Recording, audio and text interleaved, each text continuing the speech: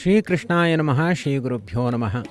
ಪೂಜ್ಯಾಯ ರಾಘವೇಂದ್ರಾಯ ಸತ್ಯಧರ್ಮರತಾಯ ಚ ಭಜತಾಂ ಕಲ್ಪವೃಕ್ಷಾಯ ನಮತಾಂ ಕಾಮಧೇನವೇ. ಇವತ್ತಿನ ವಿಷಯ ಊದಿನ ಕಡ್ಡಿ ಹಾಗೂ ಕರ್ಪೂರದ ಆರತಿಯ ಬಗ್ಗೆ. ಬಹಳ ಜನ ಕೇಳುವಂತಹ ಪ್ರಶ್ನೆ. ಅದಕ್ಕೆ ಎಲ್ಲರಿಗೂ ಕೂಡ ಉತ್ತರವನ್ನು ನೀಡುವುದಕ್ಕೋಸ್ಕರ ಇವತ್ತು ಇಲ್ಲೊಂದು ಪ್ರಯತ್ನವನ್ನು ಮಾಡ್ತೀನಿ. ಊದಿನ ಕಡ್ಡಿಯಿಂದ ಪರಿಮಳ ಗ್ರಂಥಕ್ಕೆ, ಗುರುರಾಯರಿಗೆ, ರಾಮದೇವರಿಗೆ, ಹನುಮದೇವರಿಗೆ ಎಲ್ರಿಗೂ ಕೂಡ ಆರತಿ ಮಾಡ್ಬೋದಾ ಮತ್ತು ಕರ್ಪೂರದ ಆರತಿಯನ್ನು ಮಾಡ್ಬೋದಾ ಅಂತ ಕೇಳ್ತಾರೆ. ಈ ಪ್ರಶ್ನೆ ಕೇಳೋರು ನಿಜವಾಗಿಯೂ ಕೂಡ ಒಂದು ವಿವೇಕದಲ್ಲಿ ಒಂದು ಎತ್ತರಕ್ಕೆ ಹೋಗುವ ಅಥವಾ ಒಂದು ಸಾತ್ವಿಕ ಶಕ್ತಿಯ ಕಡೆ ಹೋಗುವ ಉದ್ದೇಶದಿಂದಲೇ ಇಂಥ ಪ್ರಶ್ನೆಯನ್ನು ಕೇಳಲಿಕ್ಕೆ ಸಾಧ್ಯ. ಯಾಕೆ ಅಂದರೆ ಹಲವಾರು ಮಂದಿಗೆ, ನೂರಾರು ಮಂದಿಗೆ ಈ ಪ್ರಶ್ನೆನೇ ಹುಟ್ಟಲ್ಲ. ಅವ್ರಿಗೆ ಊದಿನ ಕಡ್ಡಿಯಲ್ಲಿ ಆರತಿ ಮಾಡಲಿಲ್ಲ ಅಂದರೆ ಪೂಜೆ ಮಾಡದ ಹಾಗೆ ಅನಿಸಲ್ಲ, ಕರ್ಪೂರದ ಆರತಿ ಮಾಡಲಿಲ್ಲ ಅಂದರೆ ಪೂಜೆನೇ ಮಾಡಲಿಲ್ಲ ಅಂತ ಆ ಒಂದು ಲೆವೆಲಲ್ಲಿ ಇರ್ತಾರೆ. ಅಂಥದ್ರಲ್ಲಿ ಕೆಲವರು ಇದು ಮಾಡ್ಬೋದಾ ಅಂತ ಕೇಳಿದ್ದಾರೆ. ಯಾಕೆ ಅವರು ಕೇಳಿದ್ದಾರೆ ಅಂದರೆ, ನಮ್ಮಲ್ಲಿ ಸಂಪ್ರದಾಯದಲ್ಲಿ ಇದನ್ನು ಆರತಿ ಮಾಡಲ್ಲ ಎರಡೂ ಕೂಡ. ನೀವು ಸ್ವಾಮಿಗಳ ಪೂಜೆ ಅಥವಾ ಮಠಗಳಲ್ಲಿ ಅರ್ಚಕರು ಮಾಡುವ ಪೂಜೆಯನ್ನು ನೀವು ಗಮನಿಸಿದ್ರೆ ಅಲ್ಲೆಲ್ಲೂ ಮಾಡಲ್ಲ. ಇದೆರಡು ವ್ಯತ್ಯಾಸವನ್ನು ಗಮನಿಸಿ ಕೆಲವರು ನನ್ನ ಬಳಿ ಪ್ರಶ್ನೆಯನ್ನು ಕೇಳಿದ್ದಾರೆ. ಇದಕ್ಕೆ ಸರಿಯಾದ ಉತ್ತರವನ್ನು ನೀವು ಹೇಳಿ ಅಂತ ಕೇಳಿದ್ದಾರೆ. ಊದಿನ ಕಡ್ಡಿಯಿಂದ ಪೂಜೆ ಮಾಡುವಂಥದ್ದು ಯಾಕೆ ಬಂದಿದೆ ಅಂತಂದರೆ, ಅದು ಧೂಪಾರತಿಯ ಒಂದು ಸಂಕೇತ. ನಿತ್ಯವೂ ಕೂಡ ಧೂಪಾರತಿ ಮಾಡಲೇಬೇಕು. ಧೂಪ ಅಂದರೆ ಹೊಗೆ, 10 ಪರಿಮಳ ಗಂಧದ ಪುಡಿಗಳು, ಅದರಿಂದ ಬರುವಂಥ ಒಂದು ಹೊಗೆಯನ್ನು ನಾವು ದೇವರಿಗೆ ಸಮರ್ಪಣೆ ಮಾಡಬೇಕು. ಅದನ್ನು ಗುರುಗಳಿಗೂ ಕೂಡ ಸಮರ್ಪಣೆ ಮಾಡ್ಬೋದು. ಅದನ್ನು ಧೂಪಾರತಿ ಅಂತ ಹೇಳ್ತಾರೆ. ಧೂಪಾರತಿ ನೋಡುವ ಬನ್ನಿರಿ ಅಂತ ಒಂದು ಒಳ್ಳೆಯ ದಾಸರ ಪದ್ಯ ಹಾಡವೂ ಕೂಡ ಇದೆ. ಆ ಧೂಪಾರತಿ ಅಂತಂದರೆ 10 ಗಂಧಗಳು ಅದರಲ್ಲಿ ಸೇರಿರಬೇಕು. ಶ್ರೀಗಂಧ, ರಕ್ತಚಂದನ, ಆಮೇಲೆ ಉಶೀರ, ಕಂಕುಷ್ಟ, ಇವೆಲ್ಲದರ ಪುಡಿ ಅದರಲ್ಲಿ ಸೇರಿರುತ್ತೆ. ಅದನ್ನು ದಶಗಂಧಗಳು ಅಂತ ಕರೀತಾರೆ.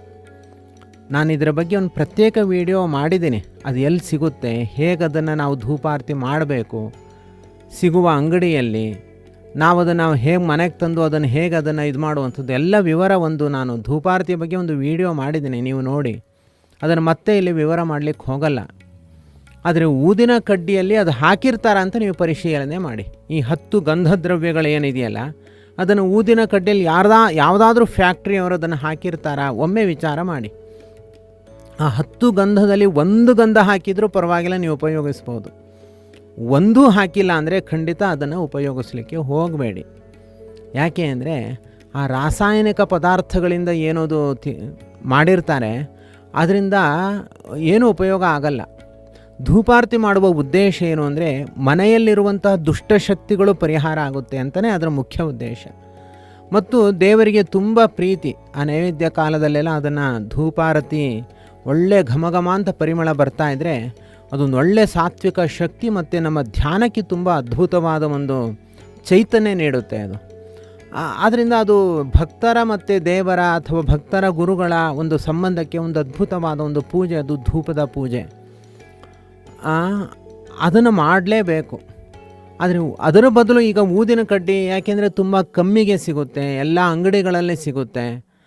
ಅದಕ್ಕೊಂದಿಷ್ಟು ಸೆಂಟ್ ಹಾಕಿರ್ತಾರೆ, ಒಳ್ಳೆ ವಾಸನೆ ಬರುತ್ತೆ, ಎಲ್ಲರೂ ಉಪಯೋಗಿಸ್ತಾರೆ. ಆದರೆ ಅದು ಎಲ್ಲವೂ ರಾಸಾಯನಿಕ ಪದಾರ್ಥಗಳಿಂದ ಅದು ಮಾಡಿದರೆ ಅದು ಪೂಜೆಗೆ ವಿಹಿತ ಅಲ್ಲ. ಇತ್ತೀಚೆಗೆ ಒಂದು ಕಥೆ ಕೇಳಿದೆ ನಾನು. ಒಬ್ಬ ಅರ್ಚಕರಿಗೆ ಇದ್ದಕ್ಕಿದ್ದಂಗೆ ಗಂಟಲಲ್ಲಿ ಕ್ಯಾನ್ಸರ್ ಬಂತು ಅಂತೆ. ಯಾಕೆ ಅಂತ ವಿಚಾರ ಮಾಡಲಿಕ್ಕೆ ಹೋದಾಗ ಅವರು ಗರ್ಭಗುಡಿಯಲ್ಲಿ ಆ ಊದಿನ ಕಡ್ಡಿ ತಿರುಗಿಸಿ ಅದು ಆ ಹೊಗೆ ಹೋಗಿ ಅವರಿಗೆ ಕ್ಯಾನ್ಸರ್ ಆಗಿತ್ತು ಅಂತ. ಅಷ್ಟು ಎಫೆಕ್ಟ್ ಅದು ದೇಹಕ್ಕೆ ತುಂಬ ಕೆಟ್ಟದ್ದು. ನಮ್ಮ ದೇಹಕ್ಕೆ ಯಾವುದು ಕೆಟ್ಟದ್ದು ಅದು ದೇವರಿಗೆ ಬೇಕಾ? ಅನಾರೋಗ್ಯಕರವಾದದ್ದು ರಾಸಾಯನಿಕ ಪದಾರ್ಥ ಯಾವುದು ನೈಸರ್ಗಿಕ ಅಲ್ವೋ ಅದು ಯಾವುದು ದೇವರಿಗೂ ಬೇಡ, ಗುರುಗಳಿಗೂ ಕೂಡ ಬೇಡ. ಸುಮ್ಮನೆ ನಾವು ಆಡಂಬರದ ಆಟಾಟೋಪದ ಪೂಜೆಗಳಿಂದ ಯಾವ ಪ್ರಯೋಜನವೂ ಇಲ್ಲ. ಅಂಥವೆಲ್ಲ ಬಿಟ್ಟುಬಿಡಬೇಕು. ಏನಾಗಿದೆ ಅಂದರೆ ಪ್ರತಿಯೊಂದರಲ್ಲೂ ವಿಷ, ಪ್ರತಿಯೊಂದರಲ್ಲೂ ರಾಸಾಯನಿಕ. ಗಾಳಿ ಶುದ್ಧಿ ಇಲ್ಲ, ನೀರಿನಲ್ಲಿ ಶುದ್ಧತೆ ಇಲ್ಲ, ಹಾಲು ಮೊಸರು ಬೆಣ್ಣೆ ತುಪ್ಪದಲ್ಲಿ ಶುದ್ಧಿ ಇಲ್ಲ, ಆಹಾರದಲ್ಲಿ ಶುದ್ಧಿ ಇಲ್ಲ, ಎಲ್ಲವೂ ವಿಷಮಯ. ಎಲ್ಲ ವಿಷ ಪದಾರ್ಥಗಳನ್ನು ನಾವು ಸ್ವೀಕಾರ ಮಾಡ್ತೀವಿ.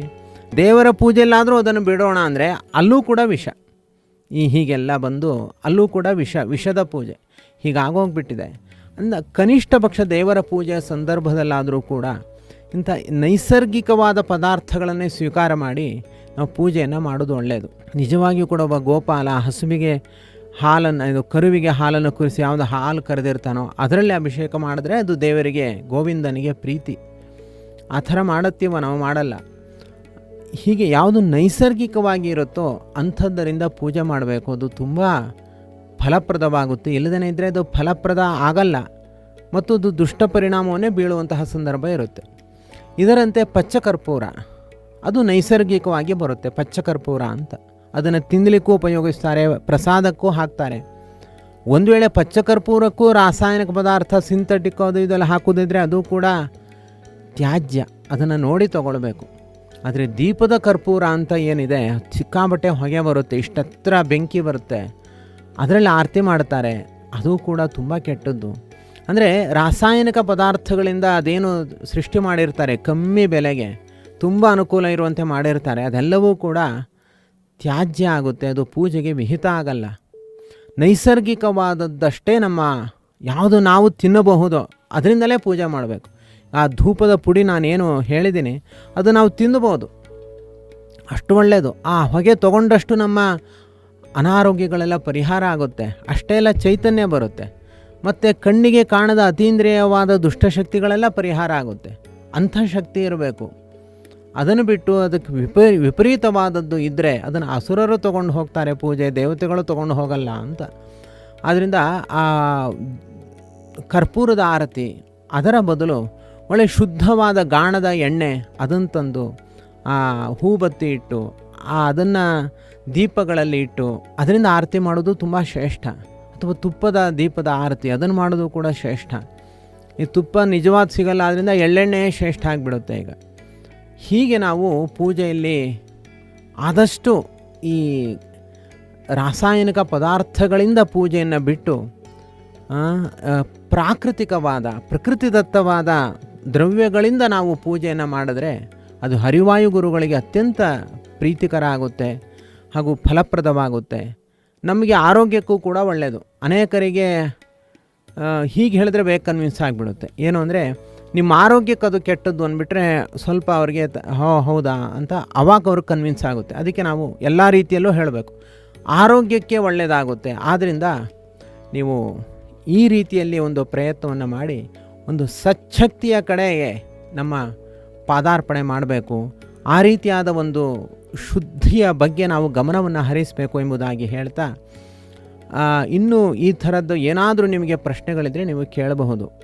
ನೀವು ನಿತ್ಯವೂ ಕೂಡ ಶ್ರದ್ಧೆಯಿಂದ ಗುರುರಾಯರ ಆರಾಧನೆಯನ್ನು ಮಾಡಿ ಹಾಗೂ ಶ್ರೀ ರಾಘವೇಂದ್ರ ಎಂಬ ಮಂತ್ರ ಸಿದ್ಧಿಯನ್ನು ನೀವು ಮಾಡಿಕೊಳ್ಳಿ ಹಾಗೂ ಗುರುರಾಯರ ವಿಷಯ ಕೃಪೆಗೆ ನೀವು ಪಾತ್ರರಾಗಿರಿ ಎಂಬುದಾಗಿ ಹೇಳ್ತಾ, ಎಸ್ ಸರ್ವಗುಣ ಸಂಪೂರ್ಣ ಸರ್ವದೋಷ ವಿವರ್ಜಿತ ಪ್ರೀಯತಾಂ ಪ್ರೀತೆಯೇವಾಲಂ ವಿಷ್ಣುರ್ಮೇ ಪರಮಹಸ್ವರಹತು.